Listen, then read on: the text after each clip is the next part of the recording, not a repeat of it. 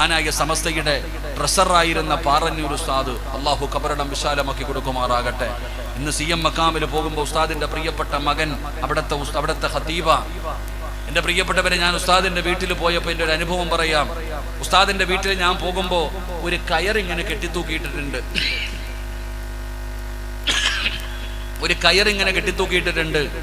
അപ്പൊ ഇത് കണ്ടപ്പോ ഞാൻ ചോദിച്ചു, എന്താണ് ഇതെന്തിനാ ഈ കയറിങ്ങനെ കെട്ടിയിട്ടിരിക്കുന്നത്? അപ്പൊ പറഞ്ഞത്, വാപ്പ ഈ കയറി പിടിച്ചിട്ടാ നിന്ന് നിസ്കരിക്കുക. എഴുന്നേക്കാൻ വരാതെ വരുമ്പോ നിസ്കരിക്കുന്ന സമയം എഴുന്നേക്കുമ്പോ ഈ കയറി പിടിച്ചിട്ട് ഇങ്ങനെ എഴുന്നേക്കും. അപ്പൊ മകൻ ചോദിച്ചു, അത്ര കസേരയിൽ നിസ്കരിച്ചൂടെ? വാപ്പ കസേരയിൽ നിസ്കരിച്ചുകൂടെ? അപ്പൊ വാപ്പ മകനോട് ചോദിച്ചു, അത്ര ആ ഹദീസ് നീ എവിടാ പഠിച്ചേന്ന്? സുജൂദ് ചെയ്യുന്ന പ്രതിഫലം കിട്ടുന്ന ഇങ്ങനെ നിസ്കരിച്ചാൽ എവിടെ നിന്ന് കിട്ടുമെന്ന് ചോദിച്ചു എന്ന് എന്നോട് പറയുമ്പോ, എന്റെ പ്രിയപ്പെട്ട സഹോദരങ്ങൾ, സാധാരണ ഒരാളൊന്നുമല്ല പാറന്നൂർ ഉസ്താദ്. മരിക്കുന്നതിന്റെ തലേ ദിവസം തന്റെ വീടിന്റെ മുൻഭാഗം മുഴുവനും വൃത്തിയാക്കി. അപ്പൊ മക്കള് ചോദിച്ചു, എന്തേ വാപ്പ കല്യാണം വല്ലതും ഉണ്ടോ? അതൊക്കെ മനസ്സിലാവുമെന്ന്. വീടൊക്കെ വൃത്തിയാക്കി, വീടിന്റെ മുൻഭാഗം മുഴുവനും വൃത്തിയാക്കി. തന്റെ ഭാര്യയോട് പറഞ്ഞ് എന്നെ കുളിപ്പിക്കാൻ ഒരുമിച്ചിരുന്ന് ഭക്ഷണം കഴിച്ച് ദിക്റും ദുആയൊക്കെ ചെയ്ത് മരണപ്പെട്ടു പോയ മഹാനാണ്. അള്ളാഹു അവിടുത്തെ ദറജ ഉയർത്തി കൊടുക്കുമാറാകട്ടെ. എന്റെ പ്രിയപ്പെട്ട വാപ്പമാരെ, നീ നിന്നെ കൊണ്ട് പറ്റുമെങ്കിൽ തറയിലിരുന്ന് നിസ്കരിക്ക്, അള്ളാഹുടെ മുമ്പിൽ സുജൂദ് ചെയ്യും. ഒരു സുജൂദെങ്കിലും നീ ഒന്ന് പരിശ്രമിക്ക്. നിന്നെ കൊണ്ട് പറ്റുന്ന രീതിയിൽ. എന്തേ പള്ളിക്കകത്ത് ഇരുന്ന് നിസ്കരിക്കല് നാണക്കേടാ? ഇരുന്ന് നിസ്കരിക്കല് നാണക്കേടാണോ? അല്ല വാപ്പ, ഇരുന്ന് നിസ്കരിക്കാൻ പറ്റാത്തവൻ വേണം കസേരയിൽ കയറിയിരിക്കാൻ. നീ ഇരിക്കാൻ നോക്കത്തില്ല, നേരെ ചെന്ന് കസേരയിൽ ഇരിക്കാം. നിനക്ക് എങ്ങനെ അള്ളാഹിനോട് അടുക്കാൻ കഴിയുക? എത്ര കാലമായി നീ അള്ളാഹുടെ മുമ്പിൽ ഒന്ന് സുജൂദ് ചെയ്തിട്ട്? എന്റെ പ്രിയപ്പെട്ട ചെറുപ്പക്കാരാ, എന്നാൽ സുജൂദ് ചെയ്യുന്നവന്റെ അവസ്ഥ എന്തെന്നറിയുവോ? കാക്ക കുത്തുന്നത് പോലെ കുത്തികെട്ട് ഓടുകയാ. സമാധാനത്തോടുകൂടി പടച്ചവനെ ഒന്ന് സുജൂദ് ചെയ്യുന്നില്ലല്ലോ. അള്ളാഹുടെ മുമ്പിൽ ഒന്ന് സമാധാനത്തോടുകൂടി സുജൂദ് ചെയ്യാൻ നിനക്ക് കഴിയുന്നില്ലല്ലോ. ചെറുപ്പക്കാരാ, ഈ സദസ്സിലിരിക്കുന്നവരോട് ഞാൻ പറയുകയാണ്, നിങ്ങൾ സുജൂദ് ചെയ്തിട്ട് കരയടോ. അല്ലാഹുവിന്റെ റസൂല് പറയുകയാണ്, ഫഅക്സിറു ദുആ, നിങ്ങൾ സുജൂദിൽ കിടന്ന് ദുആ ചെയ്യടേ. ജീവിതത്തിൽ കടം മാറാത്തവർ, രോഗം മാറാത്തവർ, പ്രയാസം മാറാത്തവർ, നിങ്ങളോട് പറയുകയാണ്, നിങ്ങളൊന്ന് സുജൂദ് ചെയ്തിട്ട് ആ സുജൂദിൽ കിടന്ന് ദുആ ചെയ്യടോ. പരിശുദ്ധമായ ഹറമിൽ ഞാൻ ഉംറയ്ക്ക് പോയി. കഅബാലയത്തിൽ ചെന്ന് ഉംറയുടെ തവാഫ് കഴിഞ്ഞു. മഖാം ഇബ്രാഹിമിന്റെ മുമ്പിൽ നിന്ന് ഞാൻ നിസ്കരിക്കുമ്പോ ഒരു വാപ്പ സുജൂദിൽ കിടന്ന് കരയുകയാ. ഒരു വാപ്പ സുജൂദിൽ കിടന്ന് കരഞ്ഞുകൊണ്ട് ദുആ ചെയ്യുകയാണ്. പടച്ചവനെ, അത്ഭുതമാവുകയാണ്. ആ വാപ്പ ഇങ്ങനെ ദുആ ചെയ്യുന്നത് എന്താണ്? ഞാനും ഇങ്ങനെ സുജൂദിൽ കിടന്ന് ദുആ ചെയ്യാൻ കിടക്കുമ്പോ ആ വാപ്പ സുജൂദിൽ കിടന്നിട്ട് അല്ലാഹുവോട് പറയുന്നു, അല്ലാ, എന്റെ പൊന്നുമകന്റെ കള്ളുകുടി നീയൊന്നു മാറ്റണേ അല്ലാ. എത്ര പറഞ്ഞിട്ടും എന്റെ പൊന്നുമകൻ നന്നാകുന്നില്ല പടച്ചവര്. ആരൊക്കെ ഉപദേശിച്ചിട്ടും അവൻ നന്നാകുന്നില്ല പടച്ചവര്. എന്നെ ചീത്ത വിളിക്കുന്നു അല്ലാ, എന്നെ തല്ലാൻ കൈവെക്കുന്നു അല്ലാ. സുജൂദിൽ കിടന്ന് ദുആ ചെയ്താ സ്വീകരിക്കുമല്ലോ. ആ പിതാവ് സുജൂദിൽ കിടന്ന മഖാം ഇബ്രാഹിമിന്റെ മുറ്റത്ത് നിന്നിട്ട് അല്ലാഹുവിനോട് ദുആ ചെയ്യുകയാണ്, എന്റെ മകനെ നീയൊന്ന് നന്നാക്കണേ പടച്ചവര്. ആ ഉപ്പ എഴുന്നേറ്റു. ആ ഉപ്പ എവിടെന്ന് എഴുന്നേറ്റു. ഞാൻ എവിടെന്ന് കയ്യിൽ പിടിച്ചു പരിചയപ്പെട്ടു. ആ സമയത്ത് ആ ഉപ്പ പറയുന്നു, ഉസ്താദേ, സുജൂദിൽ കിടന്നിട്ട് ദുആ ചെയ്താൽ അല്ലാഹു സ്വീകരിക്കുമല്ലോ.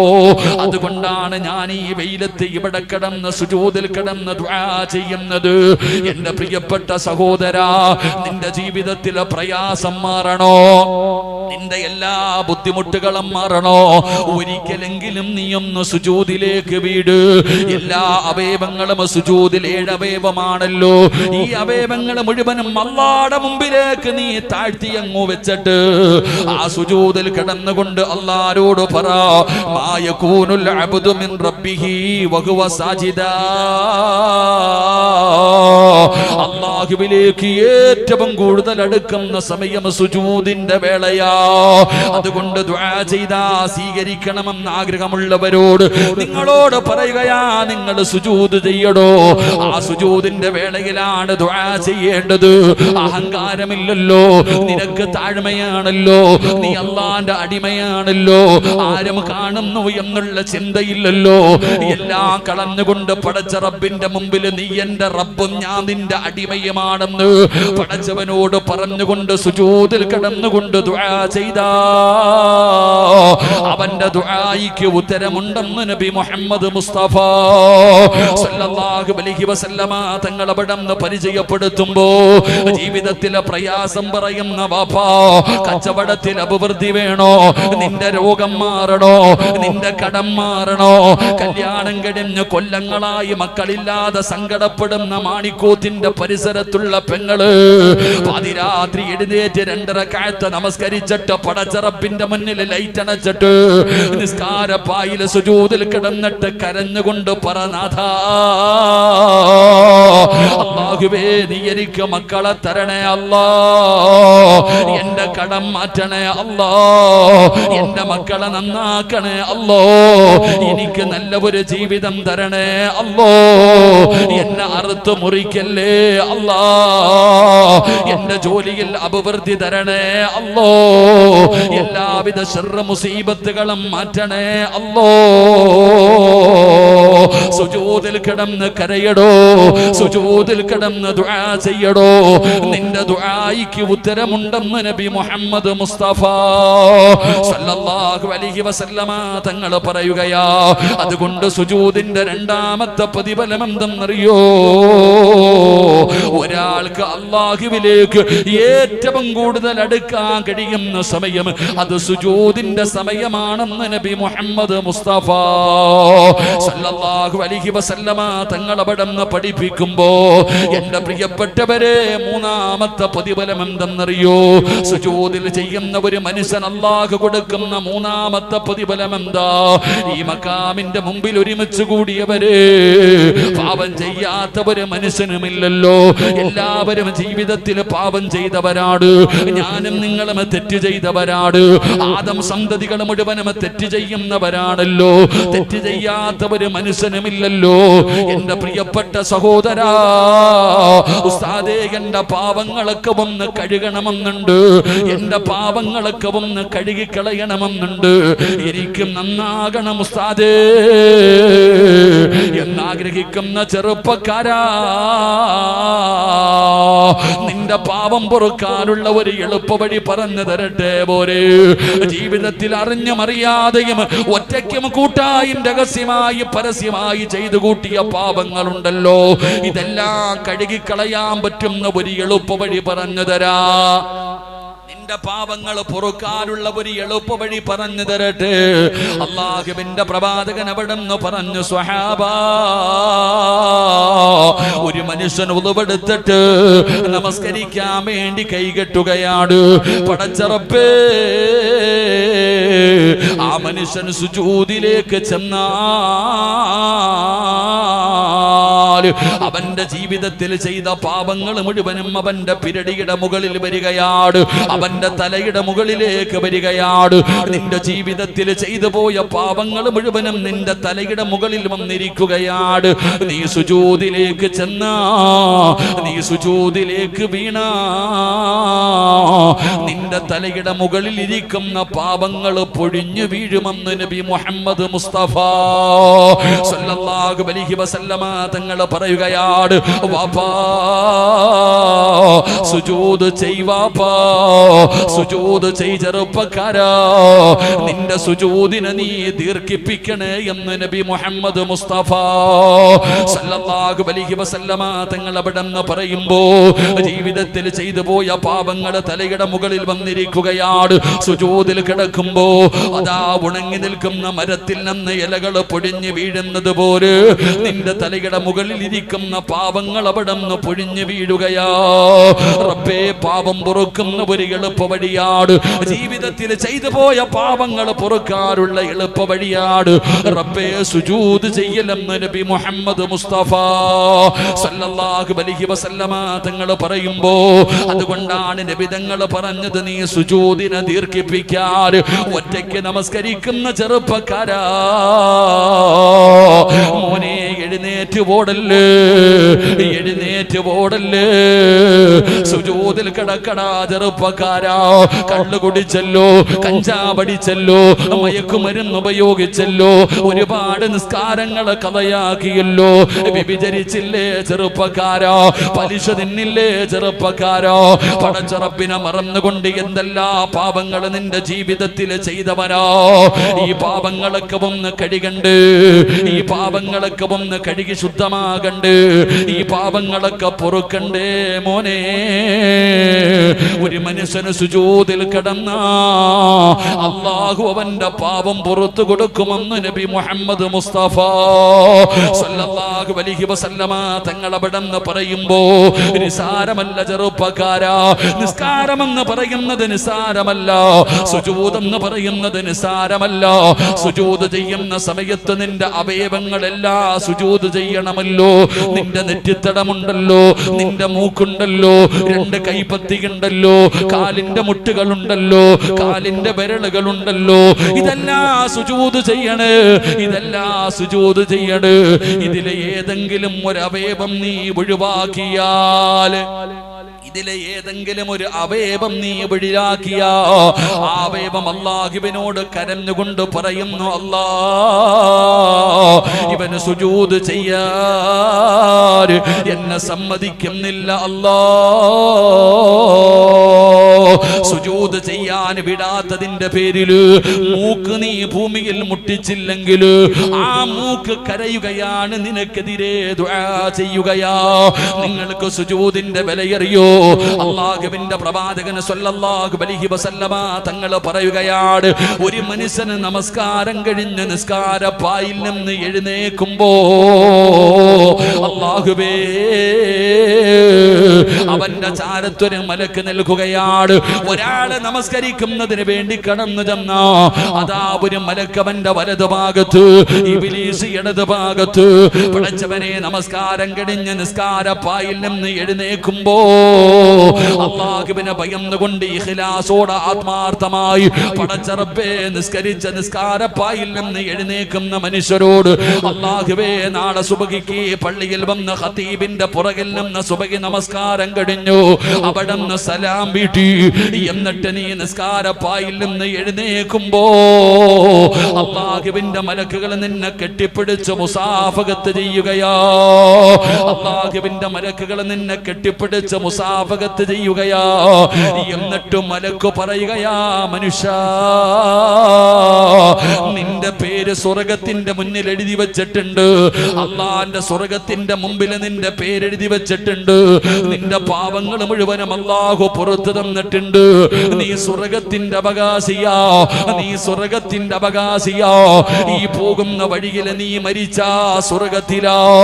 നാളെ ഈ പള്ളിക്കകത്ത് സുബഹി നമസ്കരിക്കാൻ വരുന്ന ചിലര് നിസ്കാരപ്പായിൽ നിന്ന് എഴുന്നേൽക്കുമ്പോ അല്ലാഹുവിന്റെ മലക്കുകൾ കെട്ടിപ്പിടിച്ച് മുസാഫഹത്ത് ചെയ്ത് സ്വർഗത്തിന്റെ അവകാശിയാണെന്നുള്ള സന്തോഷ വാർത്ത അവരോട് പറയുമെന്ന് നബി മുഹമ്മദ് മുസ്തഫ സല്ലല്ലാഹു അലൈഹി വസല്ലമ തങ്ങൾ അവിടെന്ന് പറയുമ്പോ, പടച്ചവനെ, രണ്ടാമതൊരു വിഭാഗമുണ്ട്. അവര് നിസ്കാരപ്പായിൽ നിന്ന് എഴുന്നേൽക്കുമ്പോ മലക്കുകൾ പറയുന്നു, നഷ്ടവാളി, നഷ്ടപ്പെടുത്തി കളഞ്ഞല്ലോ, പാവങ്ങൾ കഴുകിക്കളഞ്ഞിട്ട് സ്വർഗത്തിലേക്ക് കടന്നു പോകാനുള്ള അവസരം പാഴാക്കി കളഞ്ഞല്ലോ, നിന്റെ പേര് നരകത്തിന്റെ മുന്നിൽ എഴുതി വെച്ചിട്ടുണ്ട്, തൗബ ചെയ്യാതെ അടുത്ത വഖത്തിന് മുമ്പ് നീ മരണപ്പെട്ടാൽ നാളെ സുബഹി നിസ്കരിക്കാൻ പള്ളിയിൽ വന്നു. നിസ്കാരപ്പായിൽ നിന്ന് എഴുന്നേൽക്കുമ്പോ ഒരു വാപ്പാടെ കയ്യിൽ പിടിച്ചിട്ട് അള്ളാഹുവിന്റെ മലക്കുകൾ പറയും, നിനക്ക് സന്തോഷ വാർത്ത, നിന്റെ പാപം മുഴുവനും അള്ളാഹു പുറത്തു, നിന്റെ പേര് സ്വർഗത്തിന്റെ മുന്നിൽ എഴുതി വെച്ചു, നീ സ്വർഗത്തിന്റെ അവകാശിയ, പോകുന്ന വഴിയിൽ നീ മരിച്ച സ്വർഗത്തില. അള്ളാഹു നമുക്ക് ഭാഗ്യം നൽകുമാറാകട്ടെ.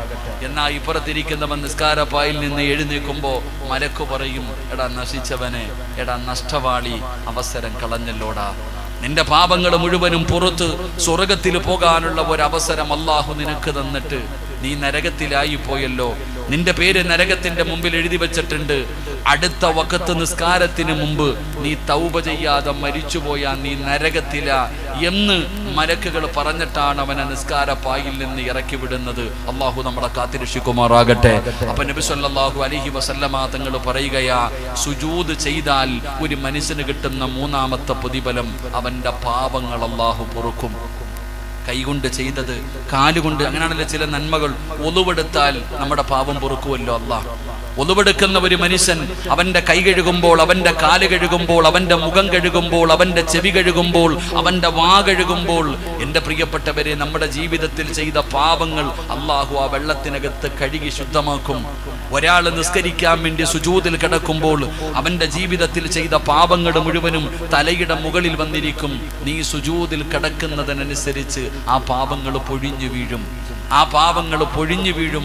അതുകൊണ്ടാണ് നബി തങ്ങൾ പറഞ്ഞത്, നീ സുജൂദിനെ ദീർഘിപ്പിക്കാൻ. അള്ളാഹു നമുക്ക് ഈമാൻ നൽകി അനുഗ്രഹിക്കുമാറാകട്ടെ. അപ്പൊ നബി സല്ലല്ലാഹു അലൈഹി വസല്ലമ തങ്ങൾ പറയുന്നു, സുജൂദ് ചെയ്യുന്ന ഒരു മനുഷ്യന് അള്ളാഹു കൊടുക്കുന്ന മൂന്നാമത്തെ പ്രതിഫലം അവന്റെ പാപങ്ങൾ സുജൂദ് പൊറുക്കപ്പെടുമെന്ന് നബിയനാ റസൂലുള്ളാഹി സ്വല്ലല്ലാഹു അലൈഹി വസല്ലം. 4 ഞാൻ വിശദീകരിക്കുന്നില്ല. അള്ളാഹുവിന്റെ പ്രവാചകൻ സ്വല്ലല്ലാഹു അലൈഹി വസല്ലമ തങ്ങൾ പറയുകയാ, നിന്റെ പദവി അള്ളാഹു ഉയർത്തി തരും, നിന്റെ പദവി അള്ളാഹു ഉയർത്തി തരും. അത് ദുനിയാവിലാകട്ടെ ആഖിറത്തിലാകട്ടെ. ഒരാൾ സുജൂദ് ചെയ്തു കഴിഞ്ഞാൽ അധികമായിട്ട് പടച്ച റബ്ബിന്റെ മുമ്പിൽ സുജൂദ് ചെയ്യുന്ന ഒരു മനുഷ്യന് അള്ളാഹു പദവികൾ കൊടുക്കും. അത് ദുനിയാവിലാകാം അല്ലെങ്കിൽ ആഖിറത്തിലാകാം. അള്ളാഹു അവന്റെ പദവി ഉയർത്തി കൊടുക്കുമെന്ന് ആദരവായ പ്രവാചകൻ നബി മുഹമ്മദ് മുസ്തഫ, ആദരവായ പ്രവാചകൻ നബി മുഹമ്മദ് മുസ്തഫ സ്വല്ലല്ലാഹു അലൈഹി വസല്ലമ തങ്ങൾ പറയുന്നു, അള്ളാഹു പദവി ഉയർത്തി കൊടുക്കും. അത് പണത്തിന്റെ പേരിലല്ല, അധികാരത്തിന്റെ പേരിലല്ല, ആള് കൂടെയുള്ളതിന്റെ പേരിലല്ല. പദവി അള്ളാഹു ഉയർത്തി കൊടുക്കുന്നത് അള്ളാഹുവിന്റെ മുമ്പിൽ നീ സുജൂദിൽ കടന്ന ചില സ്ഥാനമാനങ്ങൾ അത് അള്ളാഹ് കൊടുക്കുന്നതാ. അല്ലേ, പണം ഉണ്ടായിട്ടാ അല്ലെങ്കിൽ പള്ളി കെട്ടിക്കൊടുത്തിട്ടാ? എന്റെ പ്രിയപ്പെട്ട സഹോദരങ്ങളെ, ഈ പള്ളിയിൽ 5 നേരം നിസ്കരിക്കാൻ വന്നിരുന്ന ചില വാപ്പമാരുടെ കയ്യിൽ പിടിച്ചിട്ട്, ഉപ്പ എനിക്ക് വേണ്ടി ദുആ ചെയ്യണേ എന്ന് പലരും പറഞ്ഞിട്ടില്ലേ? ആ ഹാജിയാർക്ക് പ്രത്യേക പരിഗണന നിങ്ങൾ കൊടുത്തിട്ടില്ലേ? ഇതെങ്ങനെ 5 നേരം അള്ളാഹുവിന്റെ പള്ളിയിൽ വന്ന് രാവും പകലും നിസ്കരിച്ചിട്ട് ആ നിസ്കാരത്തിലൂടെ അള്ളാഹുടെ മുമ്പിൽ സുജൂദ് ചെയ്തിട്ട് അവർക്ക് അള്ളാഹ് കൊടുത്ത പദവി പണവും പവറും ഉണ്ടായിട്ടല്ല. എന്റെ പ്രിയപ്പെട്ടവരെ, ദുനിയാവിൽ മാത്രമല്ല ആഖിറത്തിലും നാളെ അള്ളാഹുവിന്റെ സ്വർഗത്തിലും അള്ളാഹു പദവികൾ കൊടുക്കും. അത് അള്ളാഹ് കൊടുക്കുന്നതാ. നമ്മളെങ്ങനല്ല, നമ്മൾ പദവി കിട്ടാൻ വേണ്ടി, അധികാരം കിട്ടാൻ വേണ്ടി നമ്മൾ ഏത് വളഞ്ഞ വഴിയും സ്വീകരിക്കുന്നവരാ. അള്ളാഹു നമ്മളെ കാക്കുമാറാകട്ടെ, അള്ളാഹു നമ്മളെ കാക്കുമാറാകട്ടെ. ആമീൻ പറ. അള്ളാഹു നമ്മളെ കാക്കുമാറാകട്ടെ. പണവും അധികാരത്തിനും വേണ്ടി, ഇന്ന് സ്ഥാനമാനങ്ങൾക്ക് വേണ്ടി എന്തെല്ലാം ചെയ്യുന്ന മനുഷ്യൻ. ലക്ഷങ്ങൾ ചെലവാക്കുന്നില്ലേ? സ്വന്തം ഫ്ലക്സ് അടിച്ചു വെക്കുന്നില്ലേ? ജയ് വിളിക്കാൻ ആളെ കൂട്ടുന്നില്ലേ? എന്തിന്? അള്ളാഹുടെ പള്ളി പോലും പരിപാലിക്കാൻ ഇലക്ഷൻ നടത്തുന്നില്ലേ? അള്ളാഹു നമ്മളെ കാക്കുമാറാകട്ടെ, അള്ളാഹു നമ്മളെ കാക്കുമാറാകട്ടെ. ഇവിടെ എങ്ങനെ അപ്പൊ ഇലക്ഷനാണോ?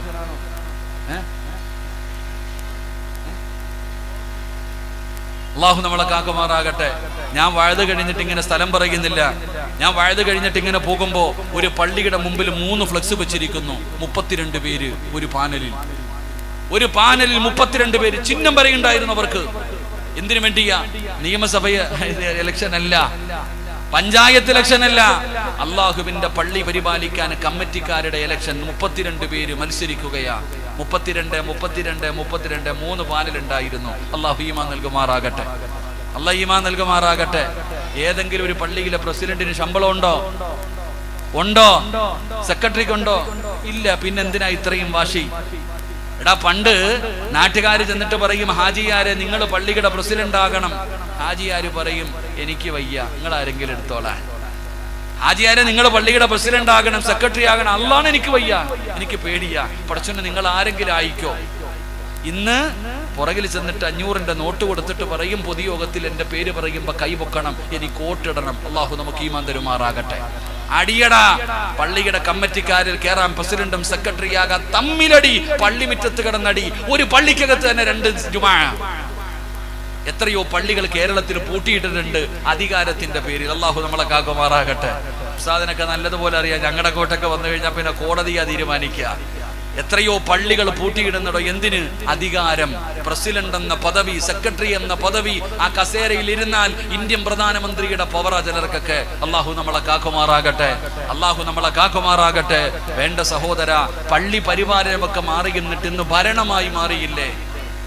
അള്ളാഹുവിന്റെ പരിശുദ്ധമായ കഅബാലയം, ആ കഅബാലയത്തിന്റെ നിങ്ങൾ നോക്കിയേ, സൗദി അറേബ്യയുടെ ഭരണാധികാരിയുടെ പേരിന്റെ താഴെ എഴുതി വെച്ചിട്ടുണ്ട് ഖാദിമുൽ കഅബ എന്നാ എഴുതിയേ, അല്ലെങ്കിൽ കഅബാലയത്തിന്റെ പ്രസിഡന്റ് എന്നല്ല എഴുതി വെച്ചിട്ടുള്ളത്. എന്റെ പ്രിയപ്പെട്ട സഹോദരങ്ങളെ, ഇന്ന് പാർട്ടിയും രാഷ്ട്രീയവും ഒക്കെ പള്ളിക്കകത്ത് കയറി കഴിഞ്ഞു. ജാഹിലീങ്ങൾ, വിവരമില്ലാത്തവന്മാർ അവിടെ കയറിയിരിക്കുന്ന കാലമാ. അള്ളാഹു നമ്മളെ കാത്തിരക്ഷിക്കുമാറാകട്ടെ.